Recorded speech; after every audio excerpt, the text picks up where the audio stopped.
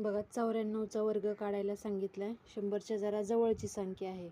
जेव्हा 100च्या जवळच्या संख्या असतात त्यांचा आपण ट्रिक्स पाहत आहोत. त्याच्या अगोदरच्या संख्या कशा करायच्या, कारण प्रत्येक संख्येला हीच ट्रिक्स वापरायची नाही. 100च्या जेव्हा जवळच्या संख्या असतात त्यावेळेसच ही ट्रिक्स वापरायची. आणि जेव्हा एकक स्थानी 2 अंकीच्या संख्येमध्ये एकक स्थानी 5 असतो तेव्हा पण ही ट्रिक वेगळी असते, राईट. त्यामुळे पूर्णपणे व्हिडिओ हा नक्की बघा शेवटपर्यंत. 94चा वर्ग, 94 म्हणजे 100पेक्षा कितीने कमी आहे? 6ने कमी. त्यांचा फरक बघायचा.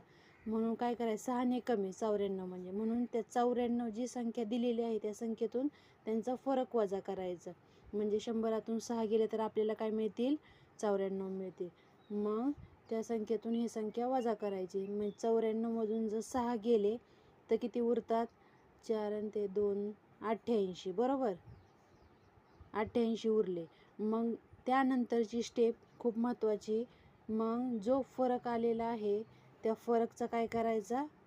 वर्ग काढायचा. म्हणजे त्या संख्येने त्या संख्येलाच गुणायचं, वर्ग काढायचं. म्हणजे 6 6 36. बघा आपल्याला उत्तर मिळालं. त्यांचं उत्तर काय आहे? मग आलेल्या संख्या लिहून घ्या उत्तर. 8836. म्हणजे 94चा वर्ग काय होईल?